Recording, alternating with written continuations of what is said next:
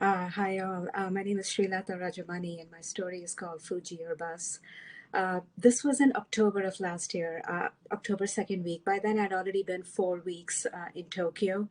I had gone there to help my daughter with a surgery. My daughter had tumors in her breast. I found that in July when she called me. Ironically, July was also her birthday month. She had called me then to tell me that she had tumors in her breast, and then for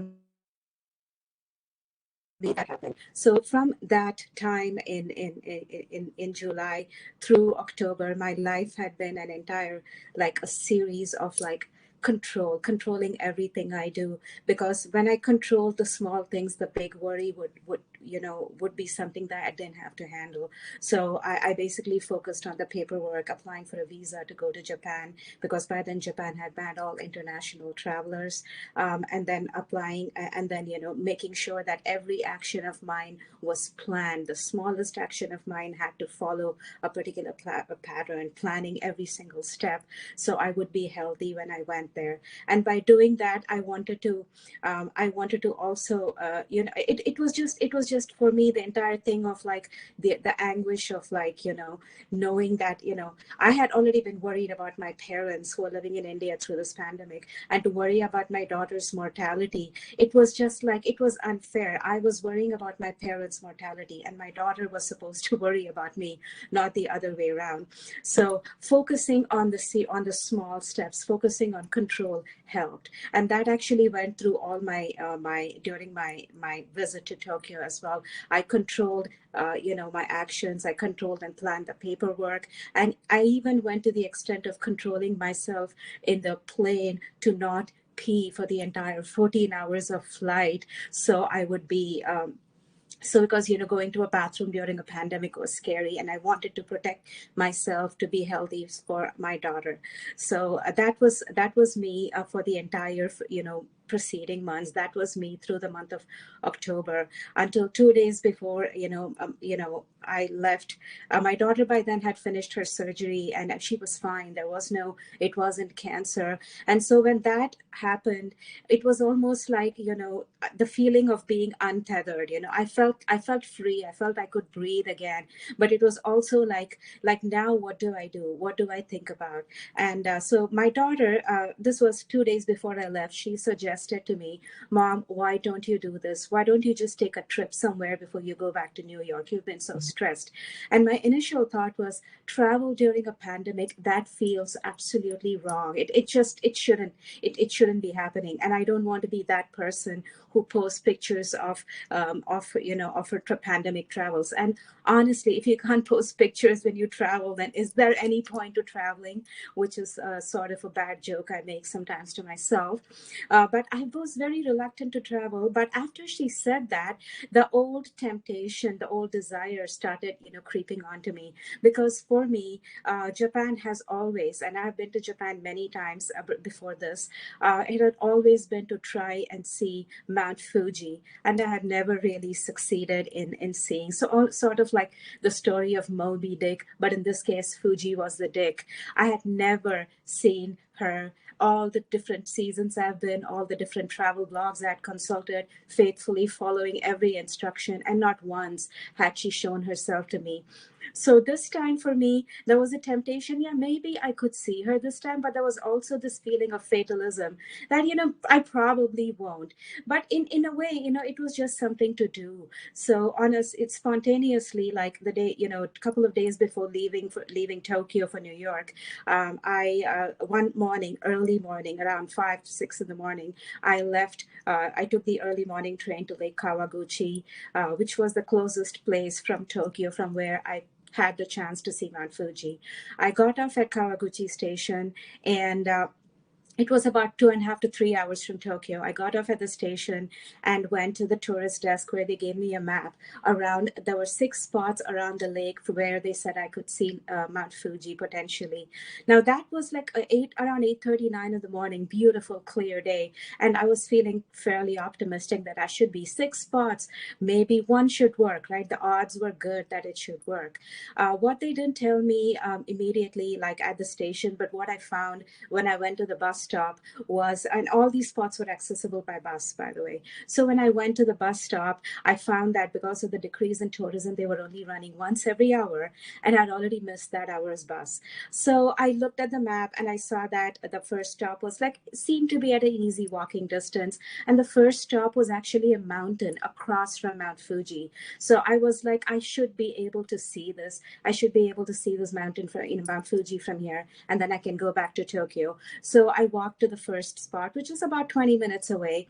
And from there, I had to take the cable car up to the mountain. And as I waited, I realized that because, they were expecting more people, and I shouldn't be the only person, who should be in the cable car going up. I had to wait for a longer time, for more people to join, and that was like a little bit frustrating for me because I wanted to finish and go back, but I still waited, and excited, of course, because the day was getting clearer and clearer, and this was like, yeah, now it's going to happen. So when I went up, though, because of all the waiting time, when I went up that mountain, I see the difference there, is so, great in terms of weather. The clear day, which is, downhill, can be like a cloudy day uphill. So when I went uphill, I couldn't see. There was just a big fog of cloud. I saw a beautiful rabbit temple, and I saw real life rabbits atop of that mountain. But it wasn't like, I wasn't bothered. I didn't even take a picture of that. I was just feeling really disappointed, and also feeling like, nothing good has ever happened to me. It's going to ever happen to me. And kind of like feeling like a spoiled child who has been denied a treat. I came down, and then I went to the second the bus stop to go to the second spot. But as I approached the bus stop, that the bus had was just seen leaving the stop. It had been the bus came a little too early, which for me was like, again, nature is conspiring against me to deny me an opportunity to see something that I've been looking forward to for so long. So I decided to again walk to the second spot around the lake. And as I walked, it took me again half an hour. I went to the second spot. Only the second spot, a viewing spot, I had to pass through the woods to go, which is where I stopped, because I don't like the woods. I will never camp. I will never camp. I will never do the RV vacation. I do not like the woods. Woods for me is a kind of scary place, has always been since childhood. But also, like, if you've ever watched any movies, like old Hollywood movies, you'll know woods are the place where women most often get killed.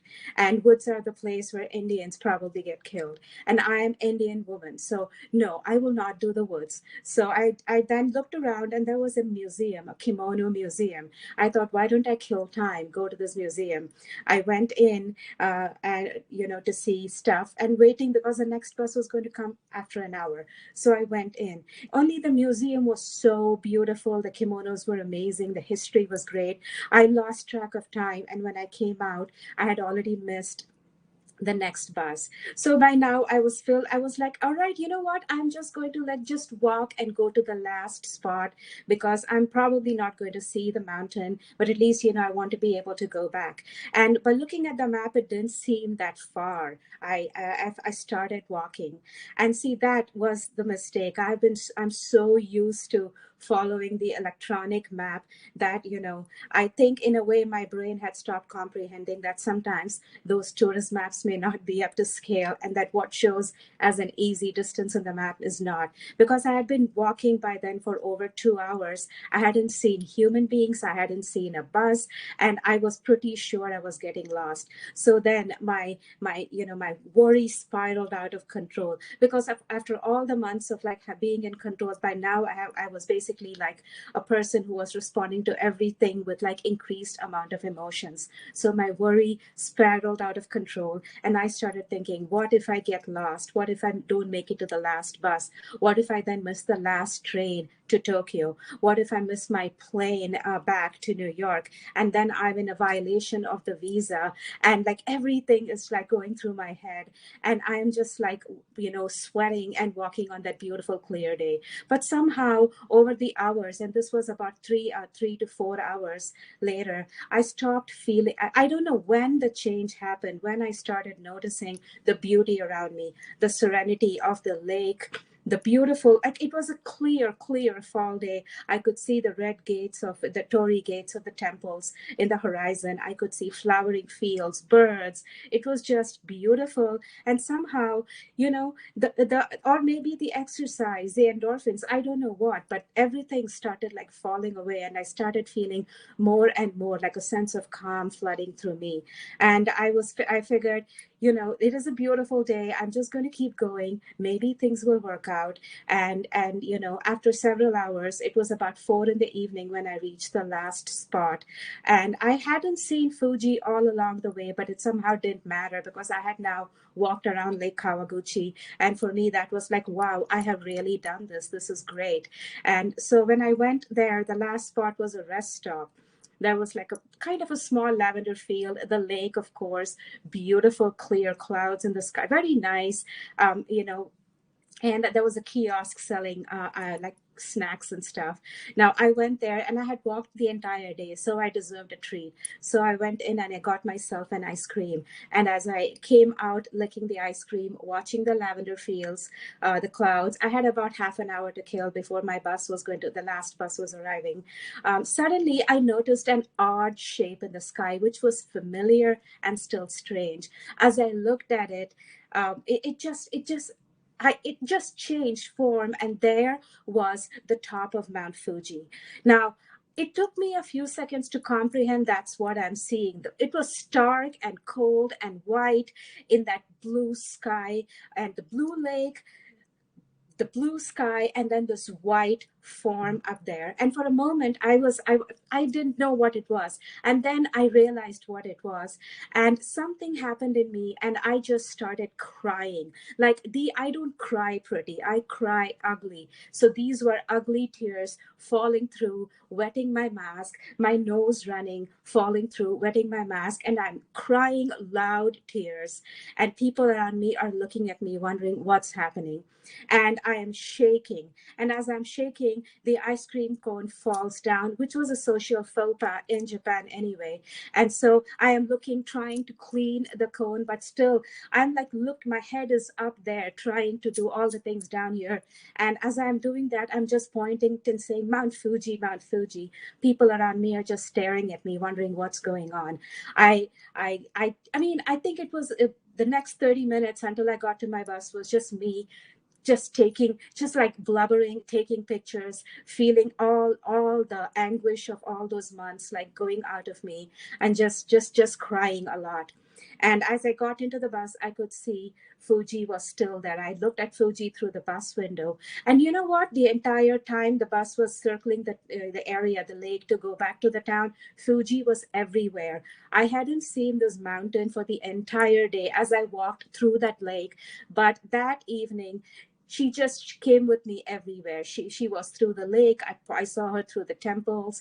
I even saw her through a used car parking lot in the town. She was there. Her presence was magnificent, and she was just there walking with me to the train station. I got off at the train station, turned back. She was still there. So I checked my ticket in, and I turned back once again. She had gone. It was almost like she had come with me and walked with me through. And as I entered, she said goodbye and she left again. Within seconds, she was not there anymore. As I was going back as I was like going back to Tokyo, sitting in the train alone, it was just like recollecting all those moments. Now, in a story, people want to know what is like the lesson of the story. I don't know what the lesson is from this story. Maybe that I should stop obsessing over things. Maybe I should just live in the moment. Maybe sometimes it is okay to just like give in and then see what nature brings you. I don't know, but for me it is just that, Fuji knew that I needed her at that point in my life, and then she showed herself to me. Maybe because Fuji knew that was the one time I needed her. That is how I choose to think of this. This is my story. Thank you all so much.